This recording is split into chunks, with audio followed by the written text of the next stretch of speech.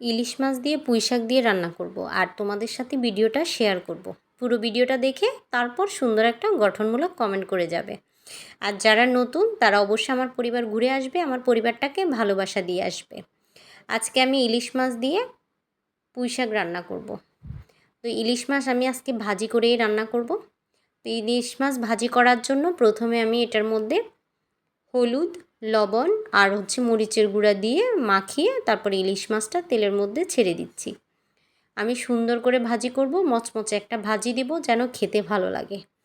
আর ইলিশ মাছটা এমন একটা মাছ যেটা সব তরকারির সাথে খুব ভালোভাবে মানিয়ে যায়। আর ওই তরকারিটাও কিন্তু খুব ভালো এবং লোভনীয় এবং খুব মজার একটা তরকারি হয়। ইলিশ মাছ দিয়ে যে কোনো তরকারি কিন্তু রান্না করলে খুব ভালো লাগে। তো আমি ইলিশ মাছের এপিঠ ওপিঠ দুই পিঠ ভালোভাবে উল্টে পাল্টে দিচ্ছি, মাছটা যেন মচমচে সুন্দর একটা ভালো ভাজা হয় এজন্য। তো আমার মাছ ভাজাটা হয়ে গেছে, দেখতে পারতেছো কতটা সুন্দর লাগতেছে। মনে হচ্ছে এই মাছ ভাজা দিয়েই ভাত খাওয়া যাবে।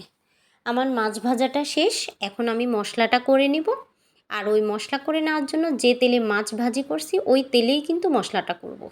আর ওই তেলে মশলাটা করার জন্য পেঁয়াজ আর লাল সবুজ কাঁচামরিচ দিয়ে দিলাম।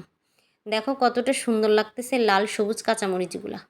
আমার কাছে ভালো লাগে, তোমাদের কাছে কেমন লাগে অবশ্যই কিন্তু কমেন্ট করে জানাতে পারো। আর এটা দিলে মনে হয় যে তরকারি একটা কালারফুল হয়। অল্প একটু রসুন বাটা দিয়ে দিলাম। এখন এটাকে একটু ভালোভাবে নেড়ে চেড়ে নিব।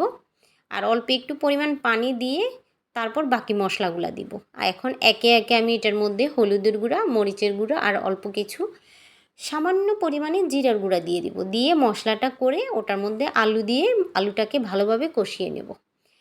মশলা যত বেশি কষানো যায় যত বেশি সুন্দর হয়, দেখতে ভালো লাগে, কালারফুল হয়, তরকারিও কিন্তু কালারফুল হবে। তো আমার মশলাটা কেমন হচ্ছে অবশ্যই কিন্তু কমেন্ট করে জানাতে পারো। তো আলুটা দিয়ে দিলাম। এখন আলুটাকে এই মশলার সাথে আমি ভালোভাবে কষাবো কিছুক্ষণ। এরপরে আমি তরতাজা সুন্দর সুন্দর পুঁই শাকের পাতাগুলো দিয়ে দিব। শাক বলতেই কিন্তু আমার কাছে ভালো লাগে, শাক হলে আমার কাছে আর কিছুই লাগে না। আমার কাছে শাক কিন্তু অসাধারণ লাগে, যে কোনো তরকারির চাইতে, সবজির চাইতে আমি শাকটাই কিন্তু বেশি পছন্দ করি। তো আমার মতো কে কে এরকম শাক লাভার আছো অবশ্যই কমেন্ট করে জানাতে পারো। তো তরতাজা পুঁই শাকগুলো দিয়ে দিলাম। এখন এটাকে ভালোভাবে নেড়ে চেড়ে কিছুক্ষণ কষিয়ে এটার মধ্যে পরিমাণ মতো আমি পানি দিয়ে দেব। যতটুকু পরিমাণ পানি দিব ততটুকু পরিমাণ পানিতেই কিন্তু আমার তরকারিটা সিদ্ধ হয়ে যাবে। আর আমি পানি দেওয়ার পর যখন একটু নাড়াচাড়া দিয়ে দিব, তরকারিটা ভালোভাবে ফুটে উঠবে, তখন আমি যে মাছগুলো ভাজি করে রাখছিলাম ওই ভাজা মাছগুলো দিয়ে দেব। তরকারির কালারটা কেমন হচ্ছে অবশ্যই কিন্তু কমেন্ট করে জানাতে পারো, ঠিক আছে? আর আরও সুন্দর সুন্দর ভিডিও পাওয়ার জন্য সাথী ডেইলি ব্লগের সাথে যুক্ত হয়ে যেতে হবে। সবাই সবাইকে ভালোবাসা দিবে, নিঃস্বার্থভাবে ভালোবাসা দিয়েই কিন্তু সামনের দিকে এগিয়ে নিয়ে যাওয়া যায়। তো দেখতেই পারতেছো আমি মাছগুলো দিয়ে দিলাম। তরকারির কালারটা দেখো কতটা সুন্দর এবং লোভনীয় হয়েছে। সবাই ভালো থাকবে, সুস্থ থাকবে, সাথী ডেইলি ব্লগের সাথেই থাকবে।